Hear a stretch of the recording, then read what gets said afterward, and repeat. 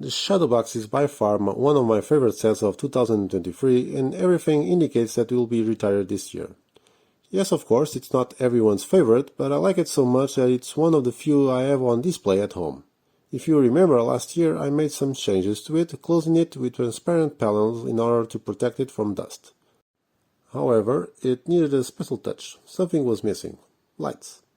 Lightailing was kind enough to send me one of their kits for this set. In the past, I had tried a kit from this company for the Disney Castle. I'm always a little apprehensive because it's somewhat sensitive equipment, and I confess that I'm very clumsy with these things.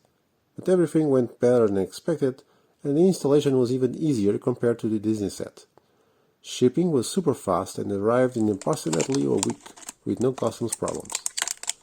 The box is very compact and contains 2 instruction books and 6 zip bags.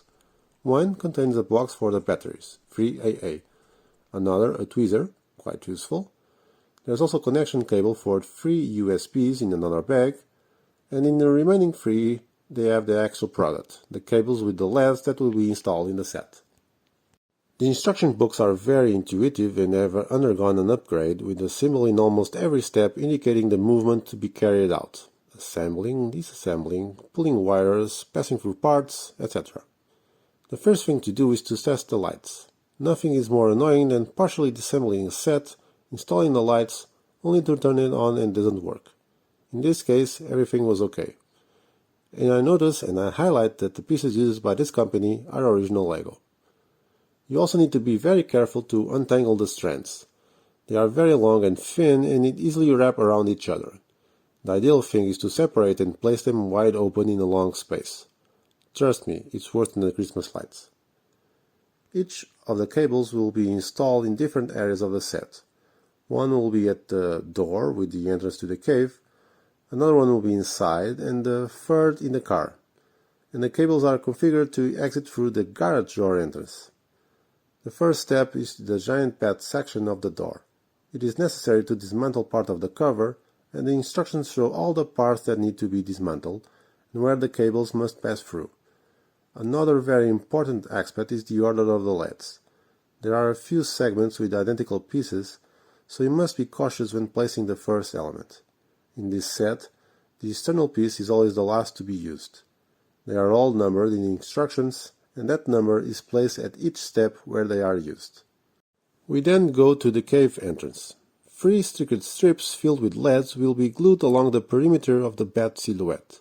And if I thought I would be terrible doing this, the truth is that it was actually quite simple. The tweezers were very useful for placement in the most difficult angles.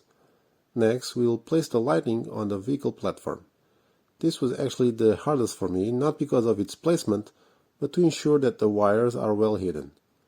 Finally, 2 more strips remain to be placed, this time above the Batmobile's entrance, on the other silhouette of the symbol.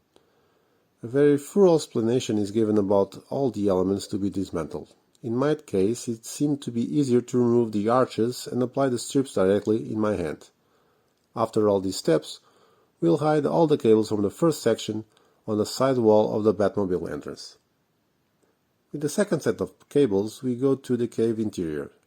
First, we have to partially disassemble the top, something that is also well demonstrated in the instructions.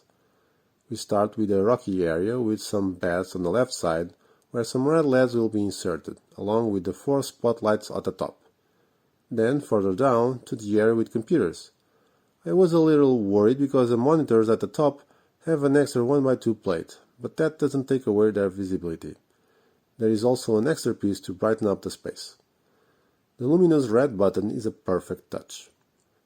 We continue to the Batarang deposit, moving on to what was the most difficult part of the installation for me, placing the 3 tiles at the bottom, as it is necessary to dismantle a part in the middle of the set. For me, it was easier to lay the set down and slightly open a space long enough to pass the cables between the pillars. This cable set ends in the same way as the previous one, being hidden in the other side wall of the Batmobile's entrance. Finally, the smaller cable that will light the vehicle. It is quick to install, containing lights to illuminate the interior, the front and rear headlights, and the exhaust pipe with a huge flame.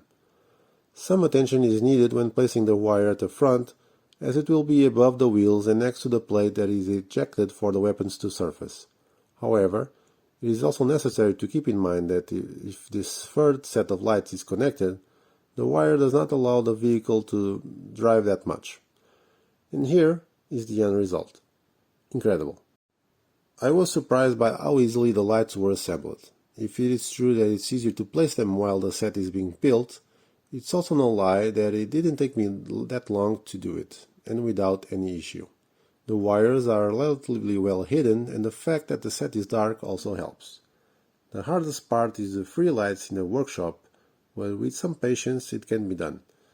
For the rest, it's just a matter of being able to pass the wires between the studs well enough so that they don't get compressed. The wires are very sensitive and should stay in the spaces between the studs and never on top them when fitted in other elements. The kit costs $77, but the page often offers sales, and it's not long until Black Friday where the discounts will be much bigger.